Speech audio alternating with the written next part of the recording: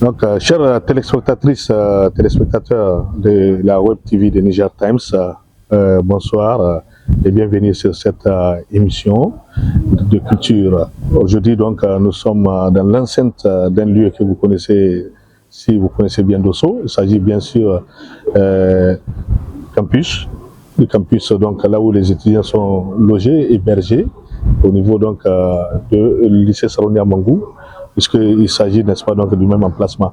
Et donc aujourd'hui, nous sommes venus à la découverte d'un écrivain en herbe. Il s'agit d'un jeune étudiant qui a publié un ouvrage très riche que vous allez sans doute découvrir à travers cette émission. Il va d'abord donc se présenter. Donc bonjour. Bonjour. Bon, merci vraiment pour cet honneur. Abdou Abdel Raouf.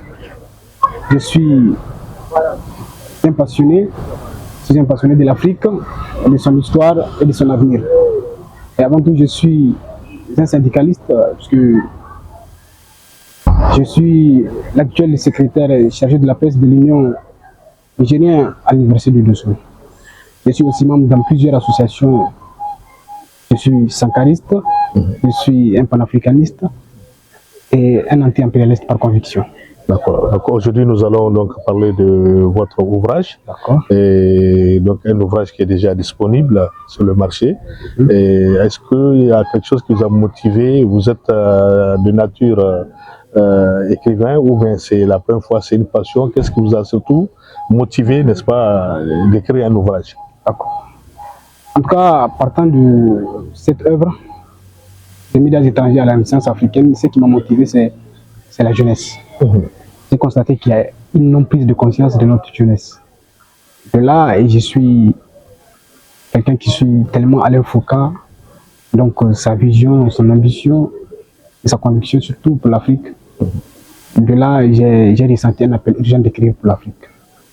Pas pour l'Afrique, mais sur elle. Et l'écriture, c'est ma passion. J'ai commencé à écrire, depuis l'école primaire, j'écrivais. Tantôt, j'étais trop concentré sur mes écritures que sur les cours et les explications de mes enseignants. On m'a tellement grondé, mon papa, un homme de raison et de bon sens, me répétait toujours de me concentrer sur mes études, rien que ma passion ne me détourne de mon chemin. Et moi, je pense qu'un cœur passionné ne peut jamais s'arrêter de battre. Je me suis caché pour nourrir cette flamme. J'ai écrit tellement pour moi, pour me comprendre le monde qui m'entoure. En classe de seconde, j'ai tellement écrit des citations. J'ai écrit sur la vie, sur la persévérance et sur la quête de soi. Pensant que mes écrits résonnent chez d'autres. Voilà. Aujourd'hui, c'est un parcours, n'est-ce pas? Parce que c'est vrai, le début a été franchi, comme un pas. Et on peut aussi avoir en mémoire, n'est-ce pas, donc les quelques difficultés. Et l'homme a rencontré sur son bout de chemin, surtout que c'est la première fois. Est-ce qu'on peut parler de difficultés? Des difficultés, on en a rencontré tant. Parmi quelques-unes, je peux citer. En tout cas, j'avais rencontré plusieurs écrivains qui ont refusé de m'accepter. Ils m'ont refoulé, ils m'ont fermé les portes. Il a fallu Abraham, un homme que je respecte. Je lui ai même fait une promesse à la sortie de mon ouvrage. Je lui ai dit qu'un de mes enfants portera son nom. Et je dirai à cet enfant pourquoi je lui ai mis ce nom. En tout cas, les portes m'ont été fermées. J'ai été trop mal compris. Ça n'a pas été facile, mais c'est un rêve d'enfant que je porte et j'ai persisté, j'ai insisté jusqu'à ce que ce rêve devienne réalité. Donc voilà, aujourd'hui, alhamdoulilah, moi je me dis, si je meurs aujourd'hui, je peux mourir tranquillement parce que j'ai réalisé un de mes rêves qui m'est plus cher. Tout à fait. Oui. Maintenant, l'ouvrage, c'est un nom, comme on dit tout livre ou ouvrage qu'on écrit donc, est appelé un monde. Donc c'est un monde nouveau qui est né à partir de votre ouvrage.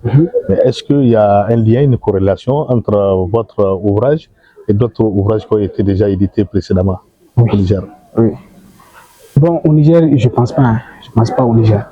C'est la toute première au Niger. C'est la toute première, parce qu'écrire une œuvre sur la démocratie, sur le fait de repenser la démocratie, réviser, redéfinir cette démocratie. Moi, je pense que le système calqué en Afrique n'est pas toujours adapté aux réalités africaines.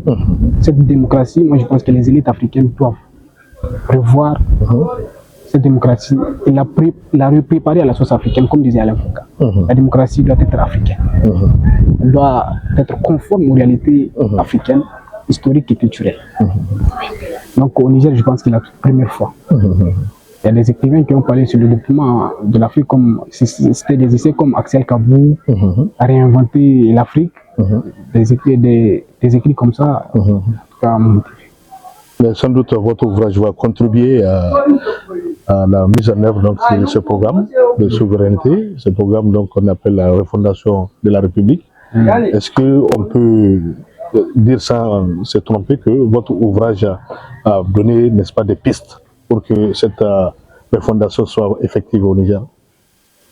À partir de la refondation, moi je pense que les moteurs pour la refondation, c'est les jeunes. Et l'œuvre même a particulièrement parlé sur la jeunesse, la prise de conscience de la jeunesse.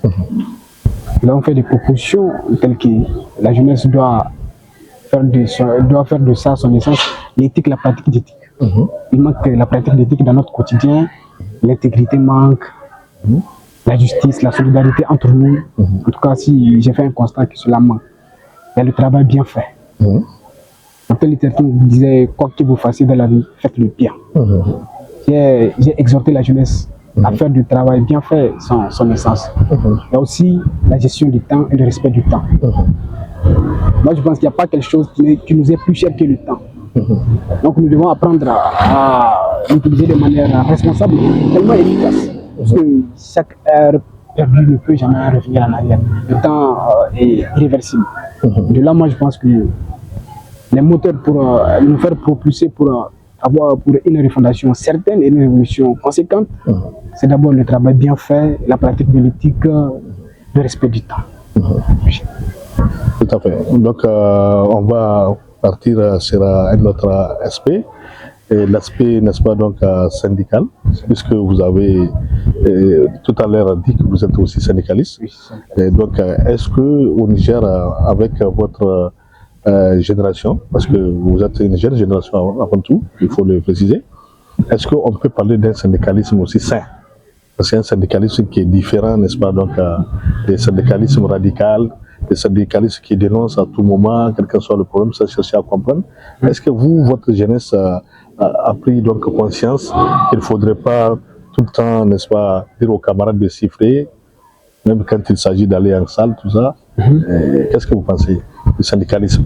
Le syndicalisme d'aujourd'hui, pour moi, je suis de l'ISN, donc je vais m'accentuer sur l'ISN.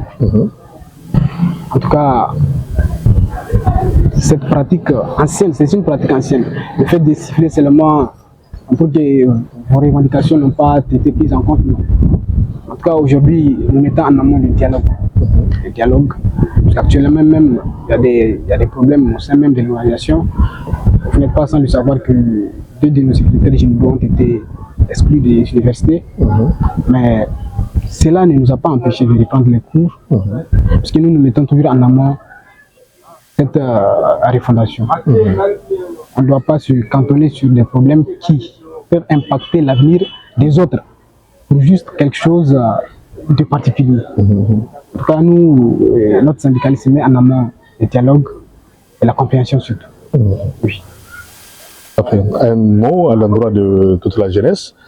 Je souhaite et je désire que mon modeste travail puisse impulser, inciter les autres à prendre la plume, à parler d'eux-mêmes, de l'Afrique, à faire entendre leur voix. Parce que moi, je suis de ces jeunes-là qui pensent que la seule et unique voix pour les jeunes, pour faire entendre leur voix, c'est la plume, c'est l'écriture.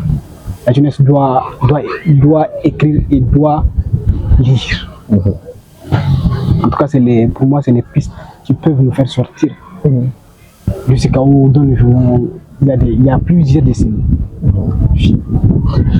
Donc, merci beaucoup. Nous sommes arrivés au terme, n'est-ce pas, de notre entretien. On va donc dire aux téléspectateurs de passer, n'est-ce pas, dans les bibliothèques ou bien il y a des lieux de vente pour se procurer, n'est-ce pas, votre livre qui est déjà sur le marché.